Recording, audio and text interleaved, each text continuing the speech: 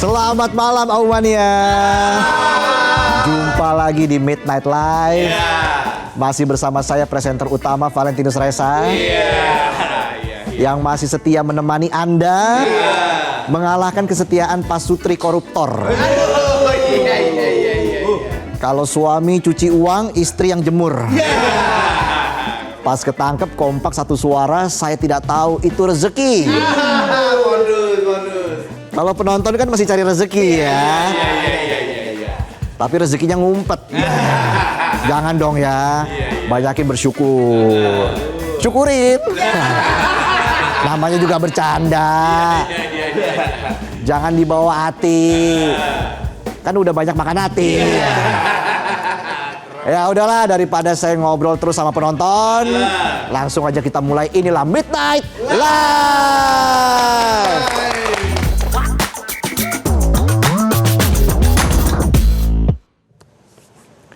Berita pertama malam ini lebih panas dari panasnya kota Semarang. Yang panas bukan cuma karena terik matahari, tapi karena sidang kasus korupsi yang menjerat sepasang suami istri. Jadi dalam sidang lanjutan kasus korupsi mantan wali kota Semarang, Mbak Ita dan suaminya, Mas Alwin Basri, muncul nama yang bikin jantung rakyat ikut deg-degan. Bukan jaksa, bukan hakim, tapi nama Denny Caknan, Rek. Iya, penyanyi lagu-lagu ambiar yang sering bikin jomblo nyanyi sambil mandi pakai air mata. Kesebut-sebut dalam kasus korupsi ini. Sidang ambiar korupsi goyang. Jadi katanya Denny Caknan dibayar 161 juta rupiah buat manggung di acara Semarak Simpang 5. Dan jangan kira itu dana dari APBD, sponsor, atau crowdfunding fans. Tapi dana dari iuran kebersamaan alias bonus pajak ASN yang dipotong biar bosnya bisa joget-joget. Rakyat bayar pajak, pegawai dipotong bonusnya. Bos politiknya asik goyang sambil teriak losdol. Dalam persidangan Kepala Bidang Pajak Bapenda, Mas Binawan bilang kalau Denny Caknan itu pesanan Mbak Ita langsung. Udah kayak milih lagu di karaoke tuh ya. Tapi milihnya nggak pakai pencet tapi pakai maksa. Saksi lain, Mas Anton dari pihak event organizer membenarkan apa yang dibilang Binawan. IO awalnya nawarin nama lain, tapi ditolak. Mbak Ita maunya cuma satu, Caknan or no deal. Anton cuma bisa ngelus dada sambil ngedumel. Ketika semuanya terasa begitu abot, ku coba untuk tetap rapopo. Wes angel. Tapi nggak selesai di konser, dana iuran kebersamaan juga dipakai buat lomba masak nasi goreng khas Mbak Ita. Nasi goreng. Pesertanya banyak, diikuti 177 kelurahan dan memakan total dana 230 juta rupiah. Kreativitas Mbak Ita dan suami memang luar biasa. Konser dan lomba masak dikemas jadi strategi kampanye jelang tahun politik tanpa modal. Tapi pakai trik, biar rakyat nggak sadar ikut bayar kampanye pakai duit pajak. Dan duit yang ditarik dari bonus iuran pejabat dinas dengan bungkus kata-kata kebersamaan. Padahal isinya tekanan terstruktur dan berbau aroma korupsi. Krusty Krab adalah rumahku dan uang adalah darahku, SpongeBob. Saksi Binawan juga mengaku kalau dia nggak punya kuasa. Dia takut sama Alwin, suaminya Mbak Ita. Katanya Alwin itu penguasa tanpa singgasana. Bisa mutasi orang seenaknya. Cuma modal soft spoken sambil melotot. Kowe ngelawan. Tak sikat kowe. Tak pindahin kowe. Dalam sidang juga terungkap kalau Binawan mendapat bonus tambahan penghasilan pegawai atau TPP sebesar 102 juta rupiah per bulan. Tapi untuk mempertahankan jabatannya, ia dipaksa harus setor 2 miliar rupiah sepanjang 2023. Waduh. Dan di bulan September, Alwin nagih lagi 3 miliar rupiah.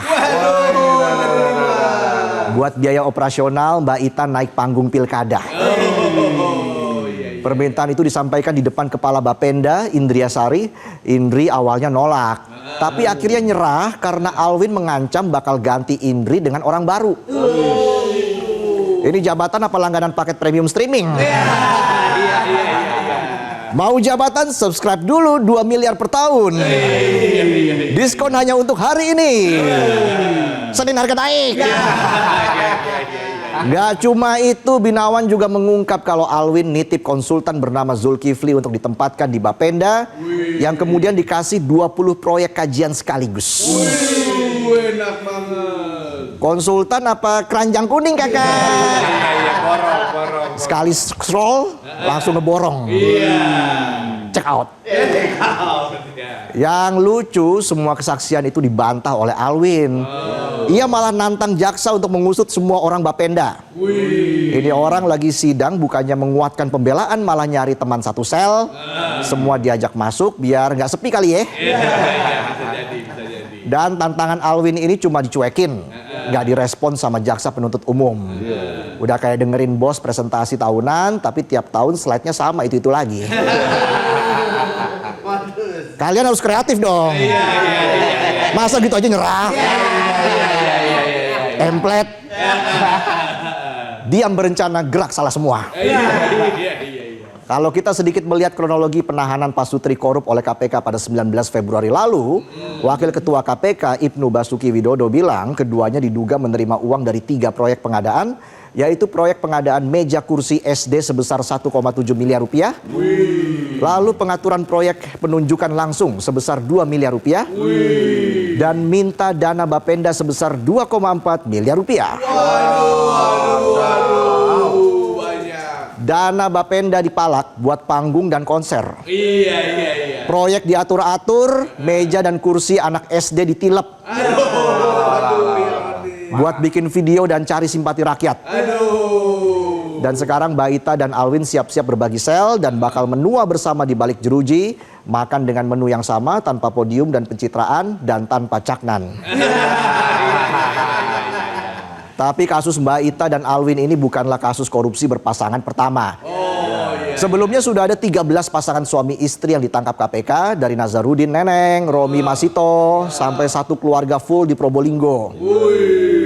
Udah kayak lomba gaple, semua dapat pasangan, semua dapat pasal. Karena untuk sebagian elit, cinta itu nggak cuma untuk berbagi kisah romantis, tapi untuk berbagi vonis. Berbagi tahanan dan berbagi rekening gelap. Kau yang gelap. Dan kalau mereka masih merasa bisa lost doll, rakyat cuma bisa menggerutu dari kontrakan sempit. Lost doll, tagawe lost doll, belas sakura rewel. Panggung rakyat harus kembali ke rakyat, bukan jadi panggung buat yang nekat. Jangan ada lagi acara joget-joget pakai uang rakyat lalu pura-pura suci pas ditangkap aparat. Karena kalau panggung politik disulap jadi konser korup, yang joget bukan cuma rakyat yang mulutnya bisa ditutup, tapi pasal-pasal juga ikut menari pelan lalu menyeret ketahanan. Dan terkhusus untuk pejabat dan pasangannya yang korupsi, sambil pillow talk, we walk the talk, not only talk the talk. Ingat, kekuasaan bukan ajang bulan madu dan kerja disambi sayang-sayangan. Dan kalau nanti masih ada yang gak kapok dan masih kompak nguras anggaran, siap-siap bakal digiring berdua dengan satu kendaraan ke balik jeruji tanpa pengawalan.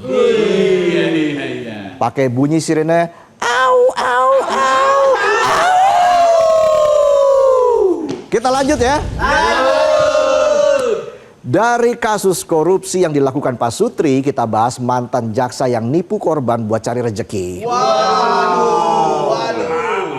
Ibarat sudah jatuh, tertimpa tangga, kesiram kopi panas, bukannya ditolongin malah diomelin yang punya tangga.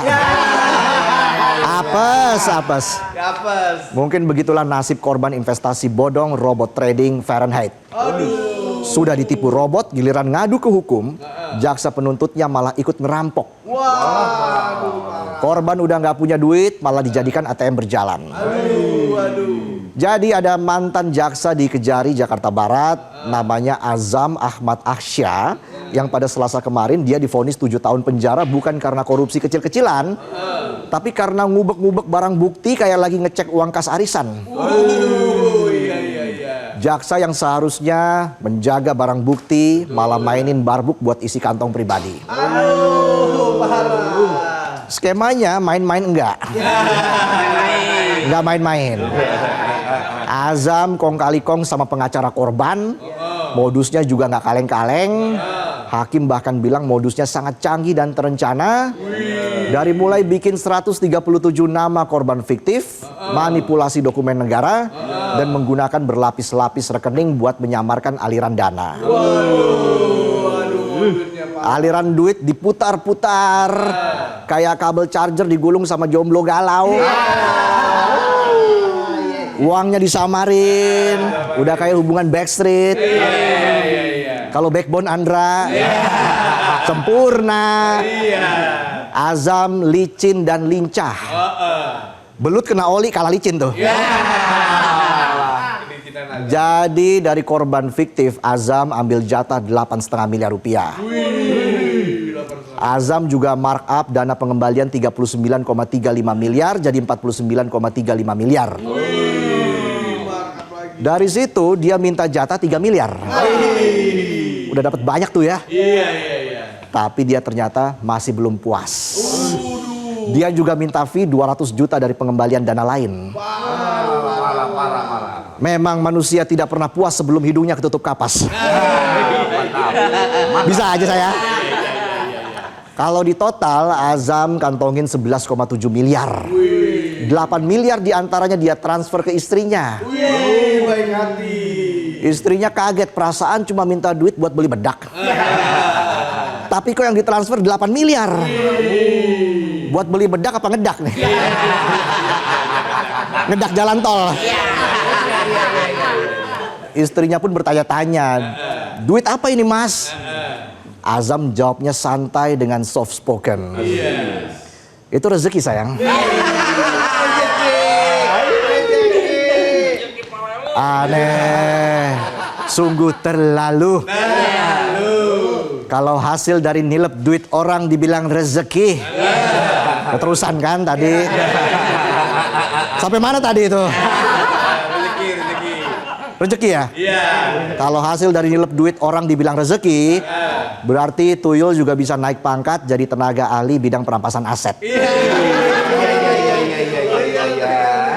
Tapi yang paling ironis adalah ketika uang hasil korupsi itu dipakai buat umroh dan kasih sumbangan ke pesantren.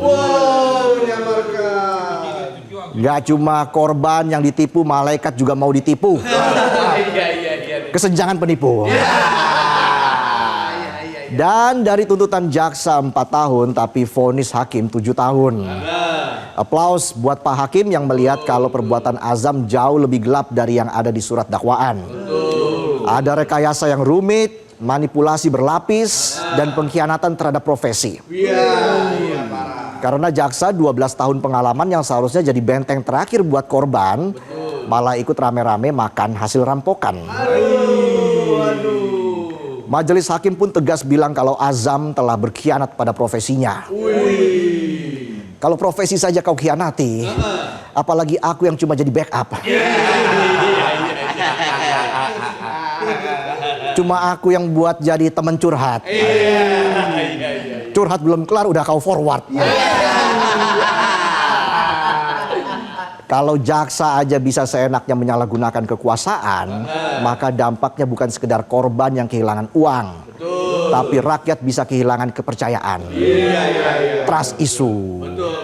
Penonton tahu nggak trust issue? Taunya tisu aja. Ingat, kalau keadilan sejati bukan cuma tentang menghukum, tapi juga mencegah supaya tidak ada lagi jaksa-jaksa lain yang kepleset di jalan yang sama demi rejeki yang salah alamat. Penonton masih semangat ya? Itulah tadi sajian kami di Midnight Live. Usai jeda kita akan berbincang dengan Aumania cabang Australia. Jauh ya? Siapa dia? Dia siapa? Tetaplah di Midnight Live.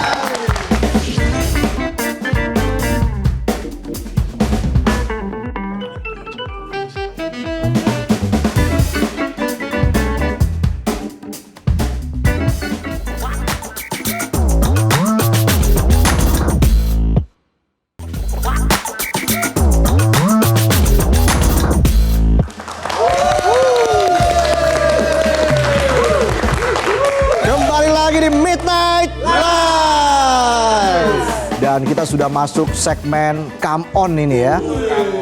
Kamis Omon-Omon Online. Dan kita akan Pang, Skotlandia, Bandung, Bogor, Bekasi. lagi ngapain Tong? Ngumpulin Aumania cabang-cabang seluruh dunia. Siapa tahu bisa jadi organisasi ya. Kalau dijadi kan saya bisa nyalek nih. Oh, ada mimpi buat nyalek? Enggak sih. Nah, kita akan menyapa salah satu Aumania. Iya. Kali ini dari Australia. Wah. Jauh ya kita ya. Kita langsung mulai, inilah Come On.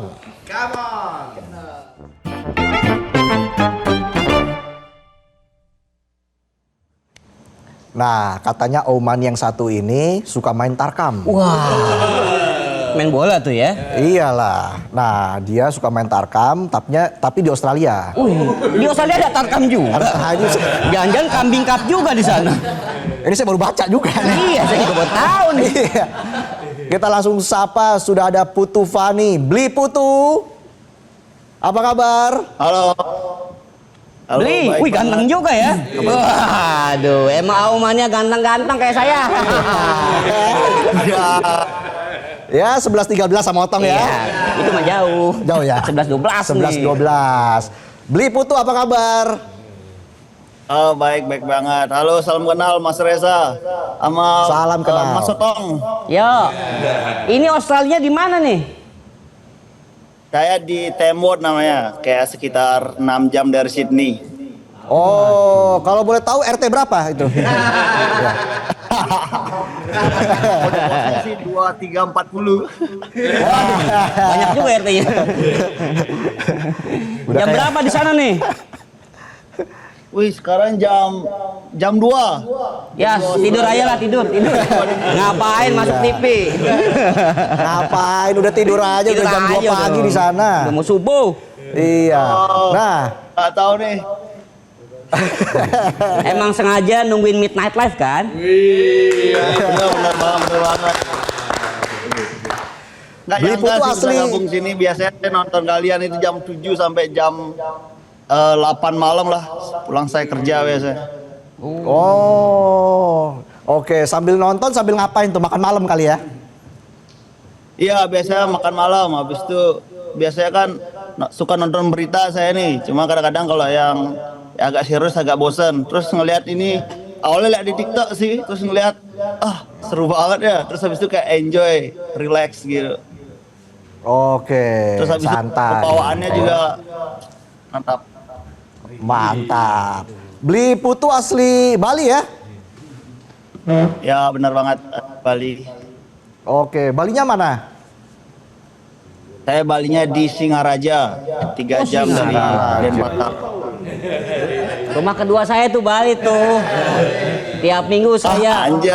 Bali. Uploadnya doang. Ke Bali mas sekali. Stok fotonya buat sampai tahun depan. Stok foto masih banyak. Masih banyak nih, masih ada. Tiap minggu masih saya planning upload terus sampai 2026.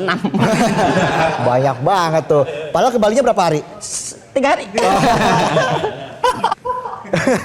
Beli, kerja apa di Australia jauh-jauh? Emang di Indonesia nggak ada kerjaan? Anjay. Ya. pengen nyari pengalaman sama ngerasain income tertinggi di dunia sih, Mas. Wish. Kalau boleh Saya tahu berapa kerja itu? di pabrik ayam. Apa? Pekerja pabrik ayam. Pabrik ayam? Waduh. Oke. Ya. Pekerjaan saya di sini itu adalah gantung ayam. Wah. Oke. Nah, ini ada gambar dari Beli Putu ya. Wah, salju, ada salju. Oh, itu video saya kalau bisa dapat di mana? Di Kita kan banyak intel. Beli Putu sering itu bikin pakai konten ya? salju tuh. Ya, suka bikin konten. Kebetulan pacar saya itu dia suka bikin konten tentang child care. Itu tentang Child care. guru anak-anak di Australia. Oke. Sudah berapa lama tinggal di Australia, Beli Putu? Saya hampir 3 tahun ini. Udah lagi 2 bulan saya 3 tahun di sini. Wah, lama 3 juga. Iya. tahun ya. Apa suka dukanya tinggal di Australia? Kalau sukanya sih ya karena jelas merasakan pendapatan yang bagus, terus setiap minggu itu enaknya tuh kalau di sini bisa beli sepatu bola yang bagus, kelas tertinggi lah saya bisa Bener-bener beli. pemain Tarkam nih. Iya. Banyak juga duitnya beli. Bukan banyak mas, emang lifestyle emang ya lebih apa sih work life balance. Wah. Ikutin saya, work life balance. Sudah bisa. Work life balance dan work love balance. Oh iya. Ya, kalau tadi kan sama pacarnya Sama tuh. Yoi. Asik banget ya. Asik banget. Beli, pajaknya gede nggak di sana? Pajaknya sih kalau dibilang gede sih nggak terlalu sih mas ya, biasa-biasa aja dibanding dengan gajinya. Pokoknya pajak per minggu saya bayar pajak itu sekitar 2 juta per minggu. 2 juta Jadi rupiah? sekitar sebulan 2 juta rupiah ya. Tapi gajinya ya sekitar 12 juta. Jadi Jangan kasih tahu dong. Kalau ngasih tahu kan saya jadi iri. Itu berapa kali gajinya Otong tuh? Hah? Ada banyak yang 10 tahun belum nyampe 10. Sorry Bli, enggak bohong. Jangan curhat dong. Enggak dong. Oke, jadi kalau di sela-sela kesibukan kerja begitu ya, aktivitasnya main bola di sana, Beli Putu?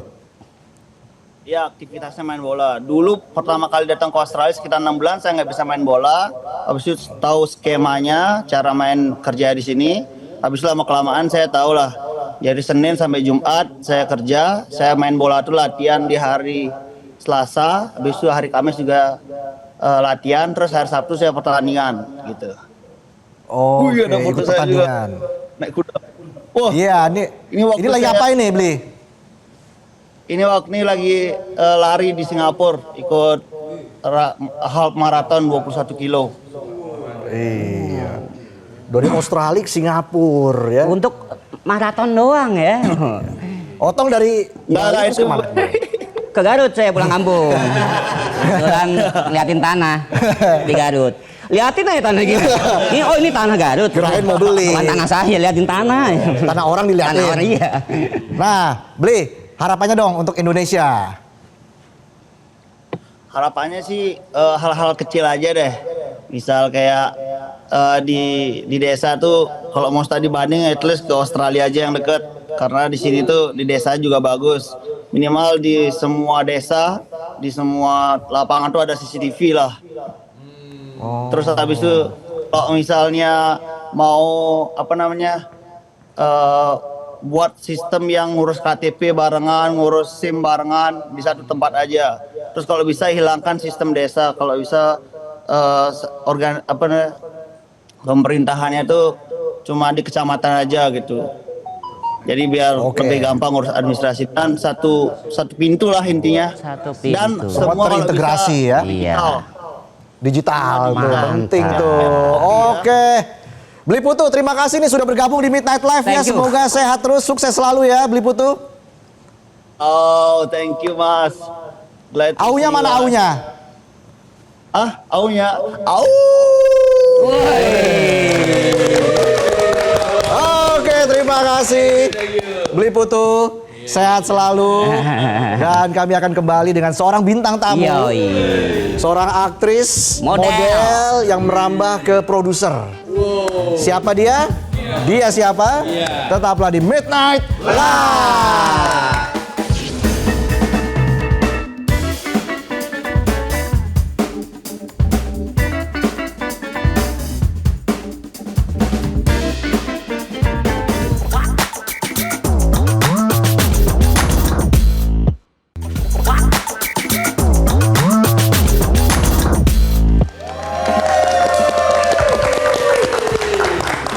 Kembali lagi di Midnight Live. Mania, mana suaranya? Di segmen ini kita akan mengundang seorang bintang tamu. Yes. Tadi udah di-spill ya. Iya, seorang model, model. aktris, host, presenter. Kali ini apa dia? Kali ini merambah sebagai produser. Wah. sebuah film loh, film layar lebar. Judulnya Arti Cinta. Apa ya arti cinta sebenarnya? Iya. Kita tanya aja langsung ya. Kita sambut Olga Lydia. Thank you semuanya. Thank you. Mbak Olga, apa kabar? Baik. Aduh, seneng banget bisa ada di sini ya. Iya. Selamat datang di Midnight Live. Thank you. Apa sih rahasianya awet muda, Mbak Olga? Masa sih? Iya dong. Kerja di entertainment. Oh iya, Iya dong. Kan kita Oke. menghibur orang, kita juga terhibur juga gitu. terhibur juga ya? Iya dong. Nggak iya banyak kan? stres. Kali ini stres ya. Untuk pertama kali dalam hidup biasa habis kerja itu tidurnya enak banget karena kerjanya capek segala macam. Ini habis kerja tidur pagi-pagi kurang Iya. apa ya? Apa lagi yang harus aku lakukan? Coba tidur lagi nggak nih? Tidur baru 4 jam ini yang perlu dilakukan tidur dong. Tidur. Bangun lagi. Saya punya tips biar Mbak Olga cepat Apa tuh? tidur. Apa tuh? Hitung domba 1 sampai 1000. Baru nyampe 20 juga udah ngantuk. Pasti kehitung sampai 1000. Iya, ya udah langsung aja kita ngobrol lagi dengan Mbak Olga. Silakan duduk Mbak Olga. Di mana? Ini ya. Jadi Mbak Olga ini dulu sarjana teknik sipil. Iya. Bener ya? Iya, sebenarnya aku cocoknya untuk bangunan. Nah itu, kenapa bisa merambah ke dunia hiburan seperti model, aktris? Di keluarga aku tuh nggak ada satupun yang jadi entertainment. Dari keluarga kecil sampai keluarga besar tuh nggak ada gitu. Jadi nggak kebayang bahwa jadi entertainer itu sebuah profesi yang serius gitu. Dianggapnya aku dulu suka manggung-manggung. Pokoknya tiap ada kesempatan manggung ya aku selalu manggung nih. Mau balet kek, mau... Aku SD tuh bikin grup lawak tau gak sih? SD berlawak. Iya, Pokoknya iya. kesempatan naik panggung, aku naik panggung. Ada apa Bu gitu? Ada kesempatan apa gitu naik panggung selalu gitu. Cuman itu kan hobi gitu. Ternyata pas aku lulus kuliah gitu, kuliahnya juga ngambil teknik sipil karena ayahku tuh sangat pokoknya teknik oriented. Iya. Semua anak harus teknik. Terus tadinya aku mau arsitek. Cuma kata mamaku, udahlah kamu pasti nggak sabar. Tapi aku pengen bikin rumah, gimana dong? Akhirnya ya udahlah, jadi teknik sipilnya gitu. Sekarang ilmunya nggak kepake dong teknik sipil? Ya kan banyak hitung-hitungan kan? Oh gitu. Hitung honor gitu. Kepake juga tetap. Hitung pajak yang gede ya. Karena siapapun bisa juga tidak berdosa di mata Tuhan, tapi tetap berdosa di mata pajak. Itu kata teorinya gitu. Oh, teori. Gitu. Iya. Nah, ini menarik karena kan menjadi produser artinya menjadi apa ya? Ini debutnya Mbak Olga ini. Ya? Time ya. Ya. Pertama kali, ya ampun pusing banget. Udah Apa pernah yang jadi bikin sutradara, tapi film pendek ya, Omnibus sama Marcella Salianti, sama sebelumnya sama Mas Gari Nugroho. Terus akhirnya aku pikir pada saat jadi sutradara itu ya, aku selalu tuh pengen gitu kayak pelukis gitu ya, mereka bisa melukis terus mereka bisa mempertunjukkan emosi mereka dan diri mereka di hasil karyanya di lukisan gitu ya. Aku pengen bisa kayak gitu, tapi ternyata sebagai sutradara sebenarnya kita bisa juga. Karena pada saat aku menyutradarai, aku bisa melihat diriku di film itu gitu. Nah, sebagai produser ternyata beda lagi. Aku nggak hanya bisa melihat diriku di dalam film itu, atau yang lebih penting lagi, aku bisa menyampaikan sesuatu. Karena kan aku yang ngurus skripnya, ngurus segala macam. Harus gitu. detail ya? Iya, jadi aku bisa menyampaikan apa yang jadi concern aku, apa yang jadi kegelisahan aku, itu aku bisa masukin di situ gitu. Nah, film Arti Cinta. Ya. Ini film yang bercerita soal apa ini sebenarnya? Sebenarnya ini dimulai dari sebuah pertanyaan sederhana. Kalau seorang laki-laki Ya. Laki semua ini. yang playboy misalnya gitu ya, punya anak laki-laki playboy, ya kan? Itu kan bangga banget dong, gila. Wah, gila, my boy, gila, maskulin, cowok banget gitu. Tapi kalau punya anak perempuan playgirl gimana? Tidak terbayangkan juga. Berangkat ya. dari situ. Terus semua pada juga nih, ya nggak? Jadi aku akhirnya mikir kayak lucu nih bikin film. Ada bapak yang playboy punya anak perempuan playgirl. Nah, itu sebenarnya muncul dari situ gitu. Karena aku sebenarnya ngerasa bahwa mungkin satu negara yang akan menjadi lebih kuat gitu kalau sel terkecilnya itu keluarga-keluarga ini menjadi keluarga yang kuat gitu, yang utuh, yang kuat gitu. Itu sih sebenarnya. Tapi aku bawakan dengan ringan, dengan seru, dengan lucu. Terus apalagi cara yang lebih menyenangkan selain menyanyi.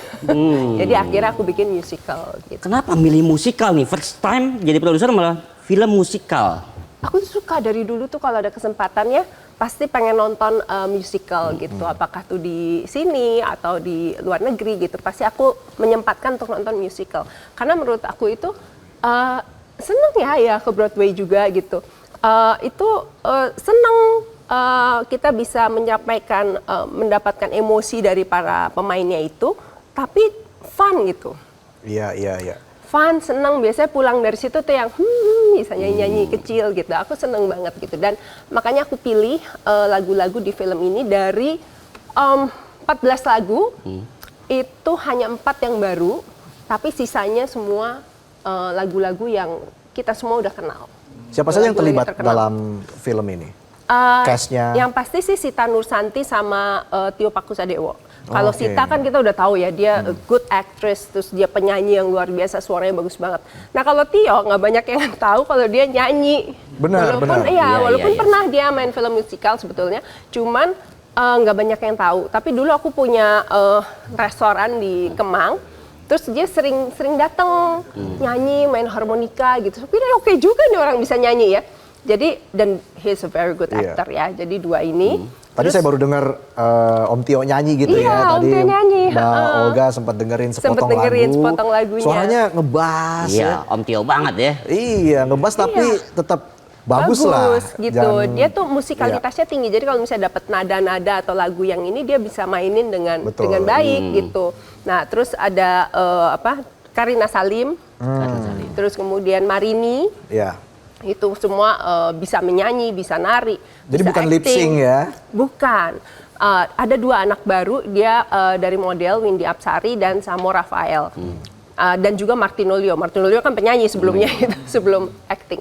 Nah, tapi yang menarik adalah pada saat itu kita sempat ngelihat La Misera, ada Anne Hathaway. Anne Hathaway itu salah satu lagunya dinyanyikan dengan live karena waktu itu is very emotional. Terus aku juga bilang pengalaman aku sebagai pemain itu setengah mati loh. Kalau misalnya kita harus dubbing. Betul. Jadi makanya saya sangat respect terhadap Titi Kardarsi karena dia adalah dubber yang paling luar legendaris gitu. Karena susah banget dubbing itu. Otong juga bisa dubbing ya? Iya. Suara bassnya gimana? Treble semua nih. Cara ngebahasnya. Nada tinggi semua ya. Nah, tapi kalau dubbing itu kan susah, apalagi nih harus nyanyi gitu, lip syncnya nyanyi gitu. Gimana caranya emosinya itu bisa pas dengan waktu di studio. Nah, kebetulan kita punya 2 geniuses menurut aku. Satu itu adalah Bongki Marcel yang mengkomposisi semua lagu-lagu ini, Bongkinya BIP. Terus kemudian satu lagi Opai, dia tuh sound engineer. Jadi dia tuh juga punya concern yang sama, tapi dari segi teknis dia bilang saya nggak mau atmosfernya tuh berubah pada saat kita ngomong sama nyanyi itu atmosfernya nggak mau berubah. Jadi dia sampai pakai 6 sampai 8 track, pakai mic-nya apa aja mas?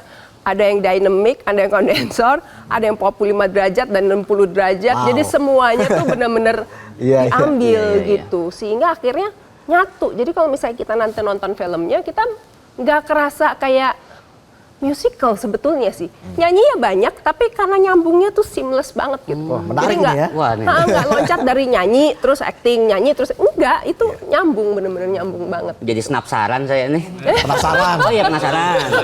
Saya nonton. Iya, kapan rilis film ini? Tanggal 17 Juli, ayo dong nonton dong. 17 Juli 2025. Iya. Nonton. Punya duit nggak? Ah, Punya kan? Saya nggak punya. Tapi aku ini traktir menarik. nanti kamu. Ah, ya. nggak usah. Kalau film Indonesia saya harus beli. Oh iya, benar-benar. Tapi kalau ada 2. Nah, jangan. Saya harus beli. Kan buat sama istri saya. Nggak. Aman-aman. Jadi dalam pemilihan cast ya, pemilihan aktor dan aktris ini memang benar-benar dipilih seorang aktor yang memang punya kualitas Acting. acting, dan tapi juga juga bisa nyanyi. bisa nyanyi. Makanya agak susah nyarinya Nah, sebenarnya. itu dia. Agak susah nyarinya, tapi untung kita bisa dapat dan kemudian mereka juga sangat gigih ya latihan. Kita pakai vocal coach dan sebagainya gitu. Jadi mereka benar-benar ini sih serius banget gitu dan mereka juga happy sih ngejalanin project ini kan nggak banyak gitu. Kesempatan untuk bisa nyanyi sambil acting itu juga kesempatan itu nggak banyak gitu. Jadi waktu produksinya cukup lama juga ya? Kita proper production kita 3 minggu gitu. Ya ada libur 2 hari, terus saya usahakan supaya syutingnya cukup sehat lah gitu. Syuting sehat Nggak begadang-begadang, karena menurut saya sih kalau syuting kelamaan juga nggak efektif ya. Yang ada kita capek, hasilnya juga nggak optimal gitu. Jadi mendingan waktunya sedikit panjang nggak apa-apa gitu. Oke. Makanya jabekan lembur nonton, nggak efektif kerjanya. Iya sih.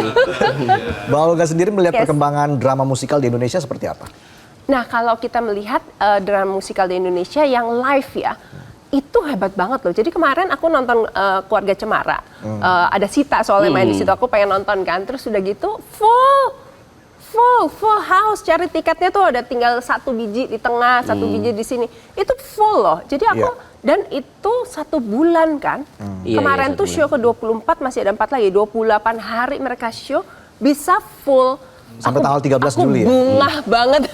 Bener-bener senang. Karena dari dulu aku bertanya-tanya ya. Kalau show di Indonesia itu teater ya. Itu cuma 2-3 hari. Capek bikin setnya. Latihannya berbulan-bulan. Capek bikin. Terus gimana mau balik modal. Terus kita ngeliat kok setnya gitu aja. Ya gini aja orang nontonnya cuma 3 hari gitu. Gimana caranya gitu. Kan nggak cukup uangnya untuk bikin ini. Sedangkan kalau kita lihat Chicago di Broadway. Itu 30 tahun. And setiap hari full house karena di Broadway itu kalau 1 minggu kurang pendapatannya dari $1 juta berhenti langsung diganti show yang lain. Tapi ini bisa 30 tahun jadi full terus gitu. Kemudian Phantom of the Opera tuh puluhan tahun semua gitu. Nah Indonesia ini kok baru berapa hari tapi Keluarga Cemara itu berhasil penuh 28 hari. Kemudian ada Jakarta Move-In. Itu bikin yang Tulus itu ya.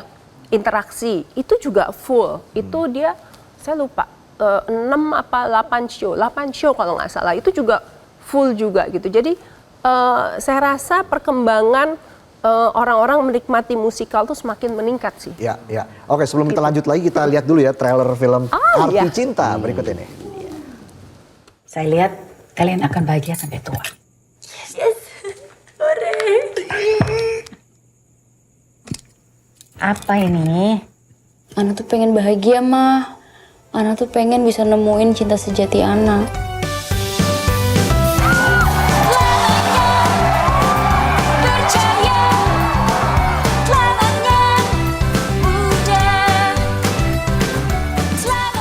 Mana Jus? Jim. Kirain sama cowok lo cowok. Berani-berani sama anak papaps. Menurut kamu gampang apa? Untuk ketemu sama papa kamu seorang Guntur Sadewa, sang legenda hidup musik Indonesia. Pak Guntur? Juli. Betul. Hah? Apa-apaan ini? Siapa bapaknya? Mah, jadi istri tuh gimana sih? Kamu harus bikin suamimu bahagia. Dengan dia bahagia, kamu pun demikian. Aku khawatir tentang Juli, tapi kita setujuin yang terbaik yang harus kita lakukan.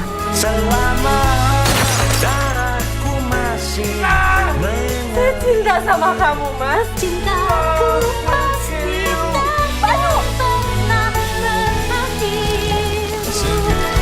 Selama darahku masih mengalir, cintaku pasti takkan pernah berakhir. Sambutlah aku, dengar bisikan hatimu.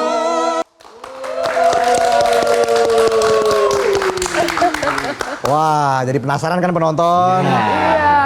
Menarik ini ya. Tadi bagus kan ramalannya? Iya.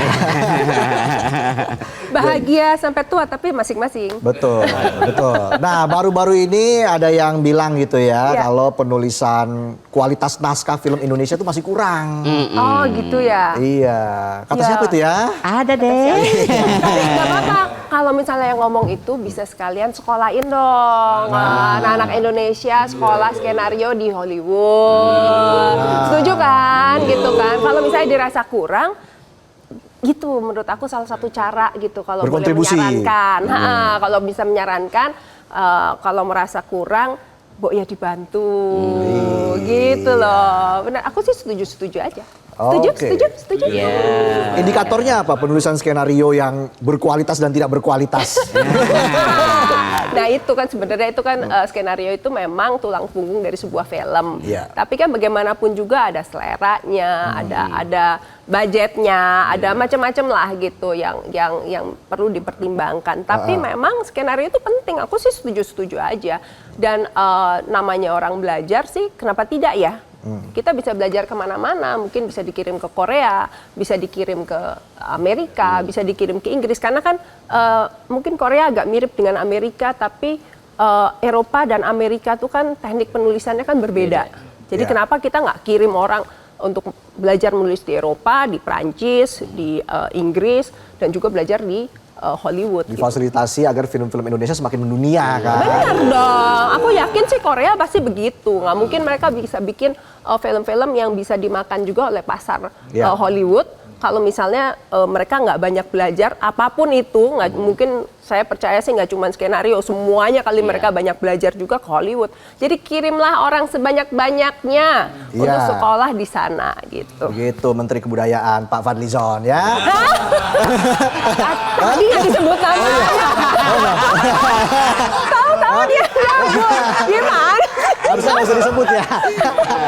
Iya, pokoknya sukses deh buat Arti Cinta. Thank you, Semoga thank you film drama ya. musikal di Indonesia semakin berkembang. Amin. Dan semakin mendunia ya. Terima kasih Mbak Olga sudah bergabung Terima di kasih, Midnight aku Live. bisa hadir di Sehat sini. selalu, sukses selalu. Sama sehat selalu. Semakin awet muda. Yes. Sehat. Ditunggu di bioskop. Oke, tenang aja. siap. Otong pasti akan nonton. Saya nontonnya di Bekasi. Iya. Oke, kita jeda dulu pemirsa dan kami masih akan kembali dengan sejumlah informasi lain. Jadi tetaplah di Midnight Live.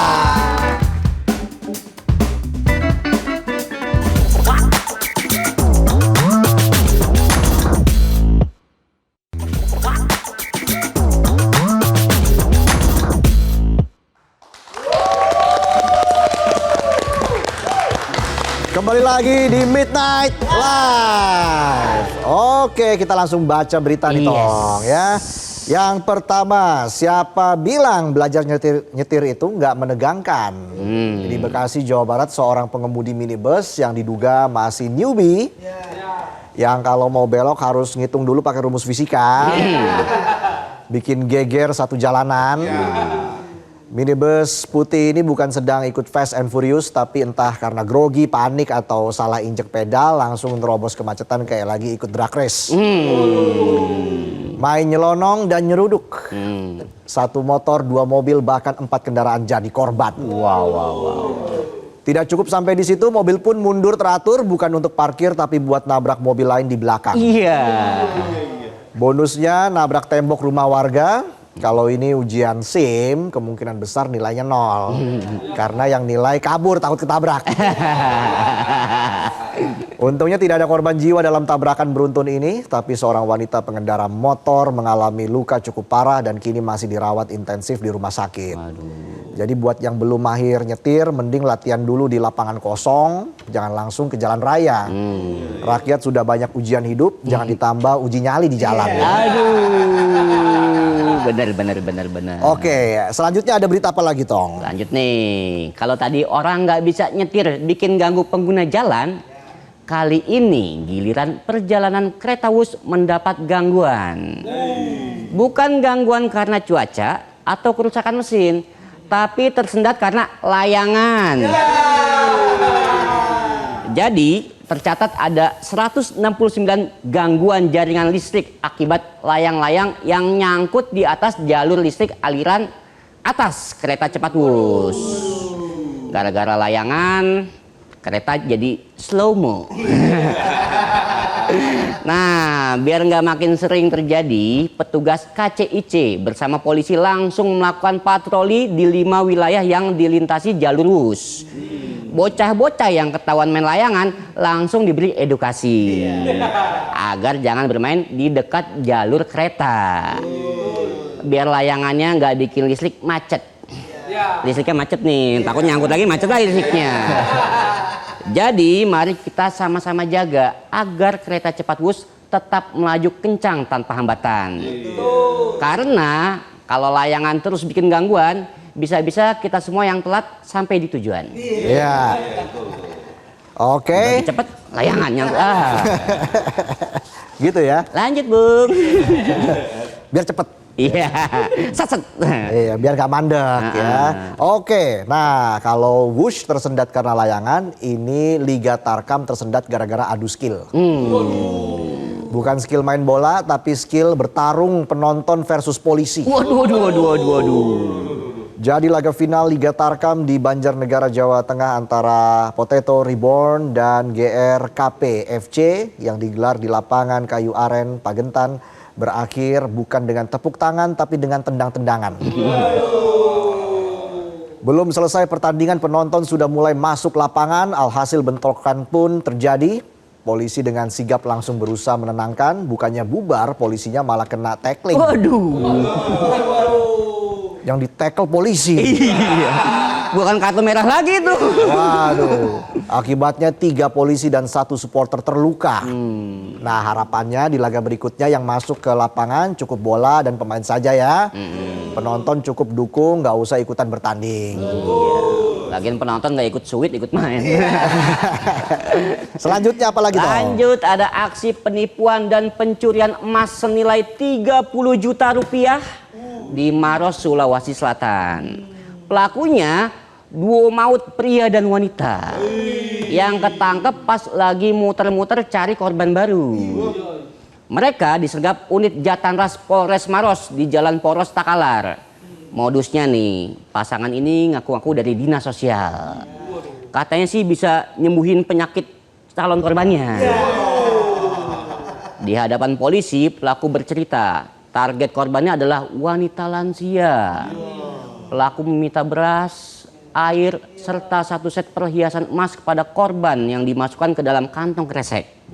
Lalu tanpa sepengetahuan korban, pelaku berubah jadi pesulap. Satset, sulap, selip. Kantong kresek yang berisi emas ditukar sama kantong kresek berisi batu dan benda berat lainnya. Kedua pelaku akhirnya harus mendapat terapi kejujuran. Di balik jeruji besi, pelaku kini diancam hukuman 4 tahun penjara. Jadi nih buat aumannya, jangan gampang percaya sama orang yang tiba-tiba datang nawarin kesembuhan segala macam penyakit. Apalagi kalau pakai syarat minta emas. Mending ketawa bareng aja di Midnight Live. Lucu nggak lucu, yang penting aman. Aw apa man? Itu episode minggu lalu ya. Lanjut. Sudah habis, Tong. Habis. Saya ketagihan nih padahal. Padahal Otong lagi semangat siaran. Kayaknya Otong ingin mengambil posisi saya sebagai presenter. Udah siap, Tong ya? Jelas saya tidak siap. Gak apa-apa, pelan-pelan. Lama-lama mundur. Oke lah, itulah sajian kami di Midnight Live hari ini. Terima kasih penonton. Sudah setia bersama kami selama 1 jam ini. Di Midnight Live ya. Dan besok kita akan kembali di Midnight Live episode 52. Ada bintang tamu spesial besok. 900.748 lagi menuju episode 1 juta. Masih jauh ya? Masih jauh. Ya udah deh, langsung saja kita closing. Closing, Tong. Sampai jumpa besok di Midnight Live. Dadah.